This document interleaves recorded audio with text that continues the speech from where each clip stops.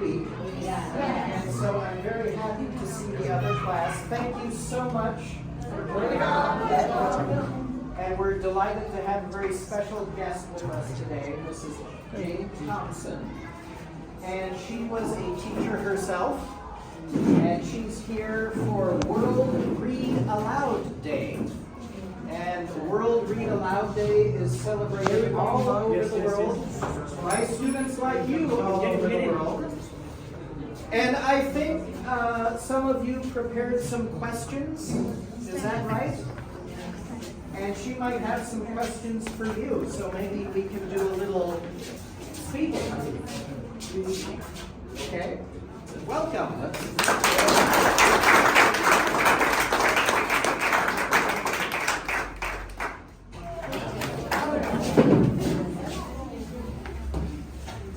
Any more questions? We want some more questions. We covered the most important one. We have a question right behind you, Cindy. Festivals. That's a good question. That one is a good question. It's a hard one.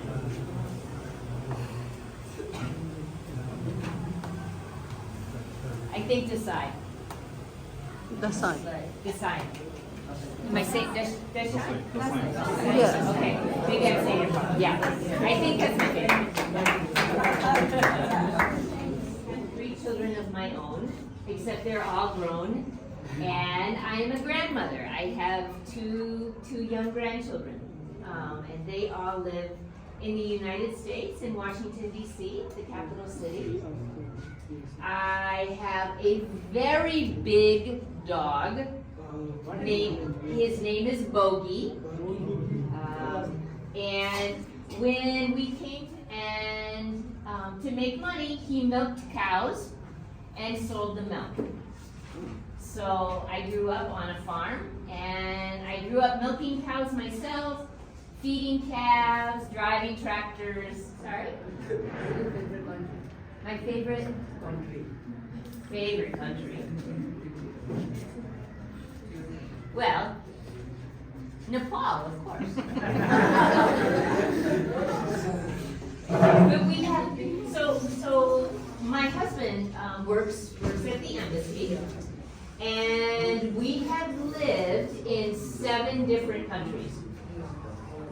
So we started a long time ago in Bangladesh, and then we went to Sri Lanka, and then back to the U.S. for a while, and then to Kolkata, to India, and then to Romania, Malaysia, Nepal.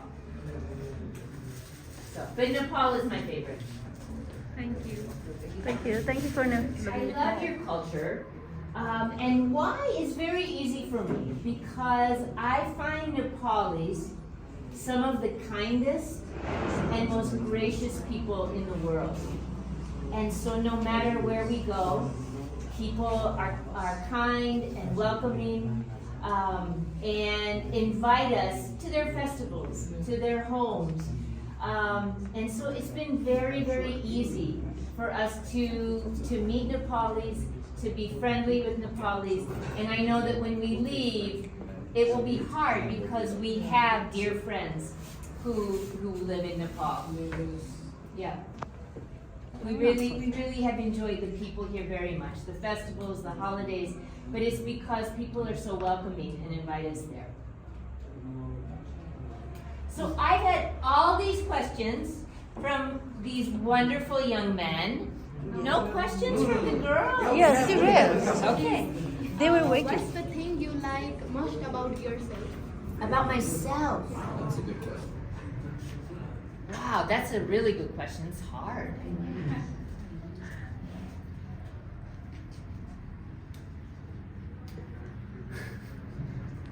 What do I like best about myself?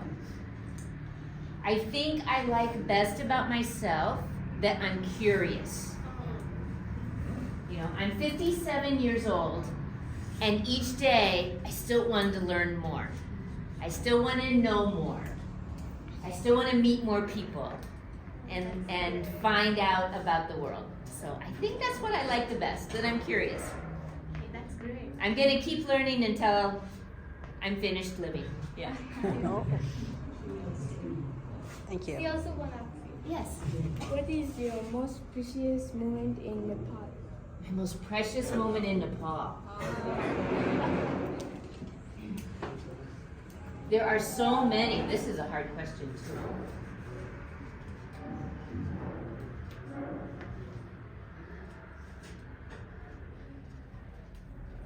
My favorite memory so far, and I'll still be here for a while, is when we took a trip to Upper Mustang.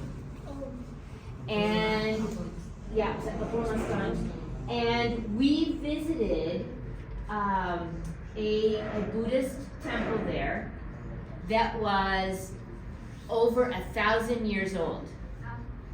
And the paintings were still on the walls. You could still see them. And it was a very special and felt like a very holy place to me. So I think that's my favorite, though there have been so many. I was so fortunate. I got to take a helicopter to see Mount Everest. And that was a very special moment. So many special moments. So that's a good question, but very difficult to answer. But I think in Upper Mustang, when we entered, what they said is the oldest Buddhist temple in South Asia.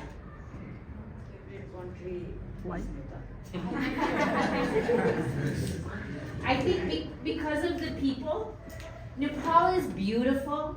You know, we've enjoyed seeing the mountains. We've enjoyed the Terai. I saw a tiger when we were in Chitwan, in the jungle. But in all of those places, it's the people. It's the students that I've gotten to meet. It's the meetings that I've gone to and the events I've gone to when people welcome me. But it's also all the teachers I've gotten to meet. And the taxi drivers. And the shopkeeper. I loved Mustang. I loved Mount Everest. But I think my favorite is we have a favorite hotel in Pokhara. And when we stay there, we now always try to get the same room because there's a balcony. And we wake up at 5 or 5:30 in the morning, right before stories. Is it everyone? Yeah. How many of you don't like stories? Good, then you're in the right place about stories. Why do you like them? Why does almost everybody you've ever met, everybody in the world, likes stories? Why? Tells about time in the past. Yep, we hear about time in the past. What else? Story gives good lesson. Can give a good lesson. Pardon? Motivation. Motivation. You read about somebody and you say, I can do that too.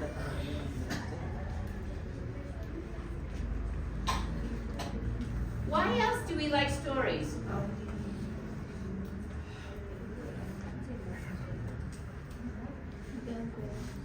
Do you ever read a story because it takes you somewhere else?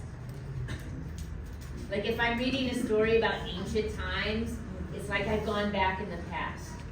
Or if I'm reading a story about a ship on an ocean, suddenly it takes me there. Or if I read about someone in space, a pretend story that's not even real, you can feel like you're there. Yeah? So all of those things about stories that we've talked about, whether it's past, future, space, ocean, mountains, all of those is part of a story that's called a setting. Every story you've ever read or heard has a setting. A setting is where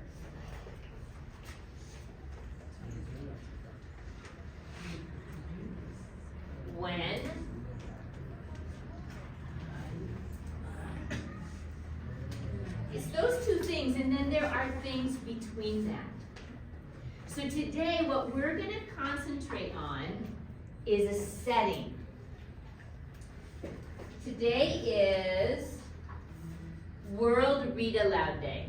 How many of you ever been read to? Has anyone ever read books to you? A teacher, or an aunt, or uncle, or mom, or dad? Have they ever read a book to you? Yes? Yeah. You read it to yourself. Okay. All right. Well, today, because it's World Read Aloud Day, I'm going to read to you. Okay? I'm going to read from 3 different books. And I want you to listen carefully. And when I get to the end of each passage in the book, I want you to tell me what the setting is. Where do you think they are? Okay? All right. So the first passage is from one of my very favorite novels, The Lion, the Witch, and the Wardrobe. And it is written by a man named C.S. Lewis. And he wrote this many, many years ago. Probably about 75 years ago now, he wrote this book. Before I start reading though, let me set the stage. There are children in a big old house playing hide and seek. Do you know what hide and seek is? Yes. Yeah, what is hide and seek? How do you play hide and seek? You what? In school, and what do? One person hides their eyes, counts, everybody else hides. Yeah, okay. Every kid in the world has played hide and seek. Yes, everybody knows hide and seek. So these children are playing hide and seek in a big old house, and they climb into a wardrobe. Do you know what a wardrobe is?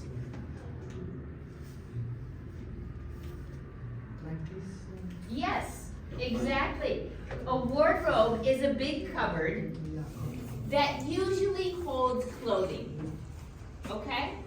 So that's where I'm going to take you, but listen closely because they don't stay in the wardrobe. The 2 children's name, I'm just going to read 2 of them right now, is Lucy and Edmund. And they are brother and sister. Okay? All right.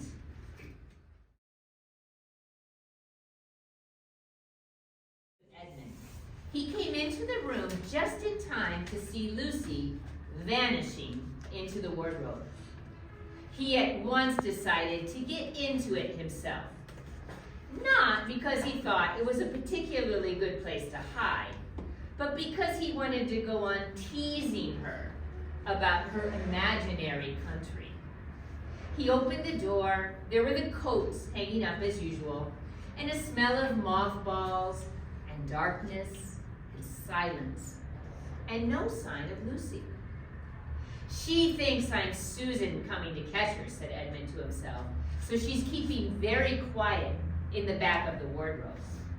He jumped in and shut the door, forgetting what a very foolish thing it is to do to shut the door of a wardrobe when you're inside. Then he began feeling about for Lucy in the dark. He had expected to find nighttime or daytime. The sun was rising, yeah. And remember, what did he say about the sky? Pale blue, so he could see the sky. That means it was daytime. What was the temperature? Cold. How do you know? He was shivering. He was shivering. He didn't have a coat on. And what else told him it was cold? Snow. Have any of you ever seen snow? Yes. Some of you have? You would like to? Yeah. Yeah. so that was good. So he went from a cupboard into a magic land. You have to read more of the book to find out about the magic land. But he appeared in a forest in the daytime, in the winter. Was it a city? How do you know? There were trees. But did he hear lots of people or traffic? There was nothing. Silent. It was silent. Yeah. He didn't even see a squirrel. Yeah. Okay. Would you like to hear more about what happens to Edmonton? You have to read the book. We'll see if we can get a couple copies for you, okay? Fine. Magic is going to happen again. Remember the last time there was magic in the back of the wardrobe?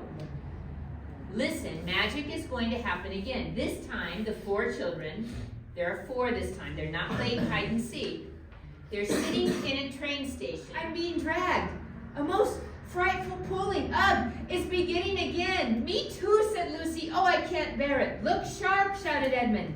All catch hands. Keep together. This is magic. I can tell by the feeling. Quick. Yes, said Susan. Hold hands. Oh, I do wish it would stop. Oh.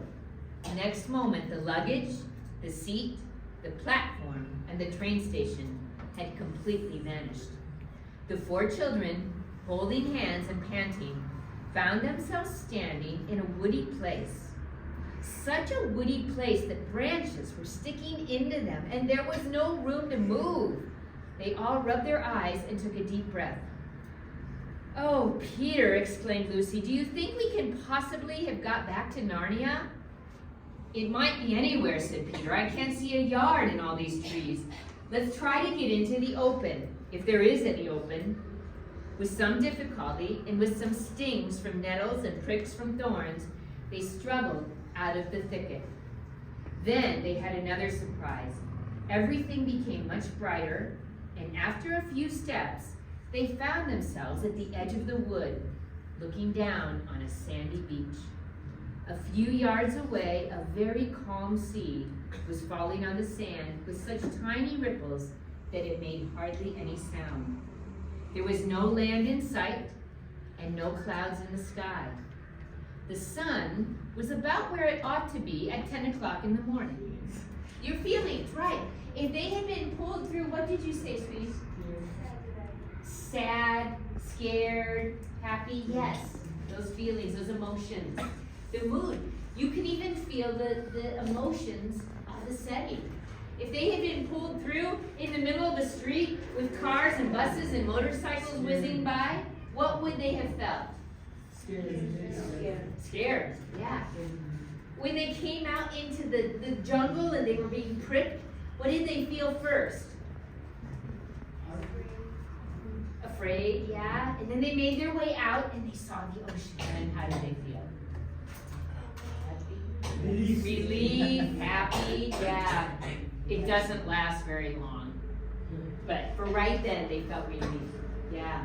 Tumbling in a very cold, windy place as she somersaulted down, down, down, down. And she kept trying to hold on to something, but all she felt was snow and ice. And then finally, a big furry hand reached out and grabbed her. She came to a stop, shivering and wet, with mountains towering over her and the big furry face of the Yeti holding on to her. How was that? Good setting? Okay. What were the hints about where I was? I was cold. I was wet. What direction was I falling? Down, which kind of shows least hills or mountains. When I looked up, what did I see? The sky, the mountains, and the Yeti. There has to be an adventure. Okay? All right. Would you all like to create your own settings? We're going to take a vote. How many of you would like to work with a partner? Or would you prefer to work alone? And I may just give you the choice because I was always someone who liked to work alone. I didn't like to work with partners because I liked my own way. But some people really like to work with partners. So if you would like to work with a partner, raise your hand. Want to work with a friend. Oh, with a friend. Little bit higher. Okay? All right. Those of you that would like to work with a friend, look around and pair up with someone else. You can even pair up with 2 or 3 people, I don't mind. But if you want to work in a team, look around, see who has their hand up, and then go sit next to that person. You can move chairs, it's okay. All right. Would you like to write all? It's your story. Yeah. You wrote it within 2 minutes? No, 6 minutes. Yeah. Okay, 7 minutes. Okay, that's great. Okay, I'm clicking video. You are done. You two are discussing. Ranjit, have you written all 4 characters' name? Yes. Have you written all 4 characters' name? Okay. Sorry, what did you say?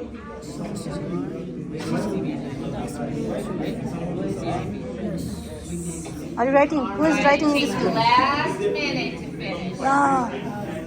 Hello, boys. The last minute. 1 more minute. About to finish. Yes, let's finish it.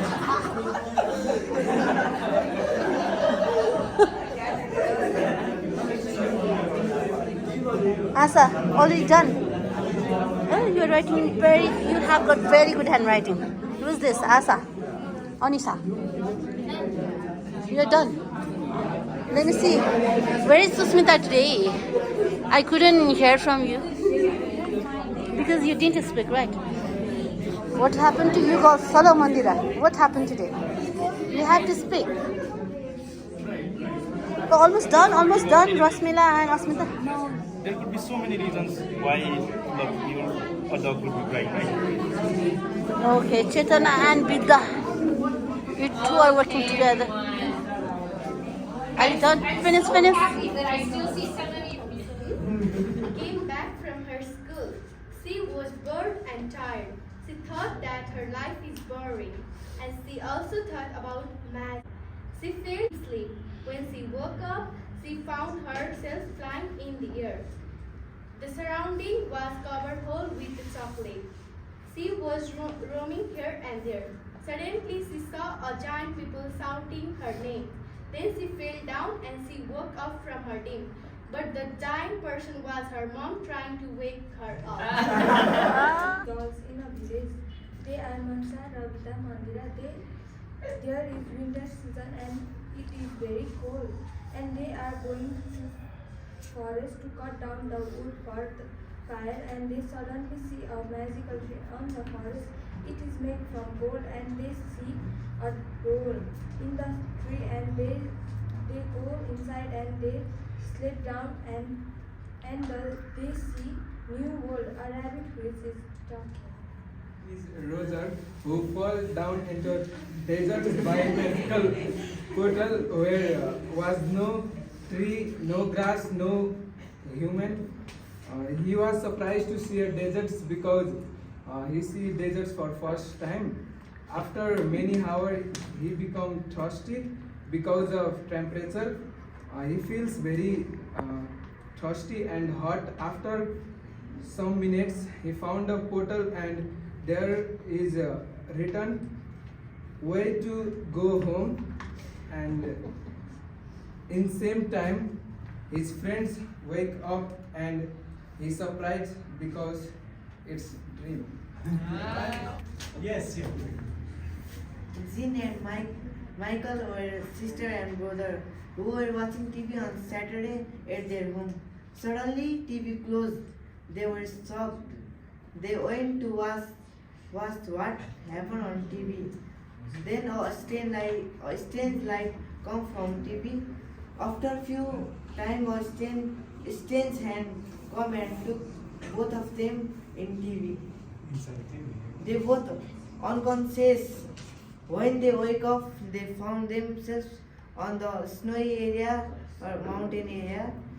They were scared and screams. Suddenly, suddenly land is shaking and a big monster came and catch both of them. Oh.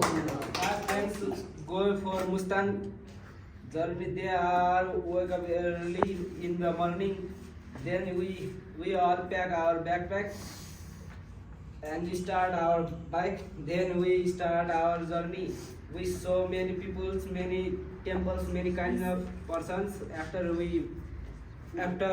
few minutes, we take break and eat snacks.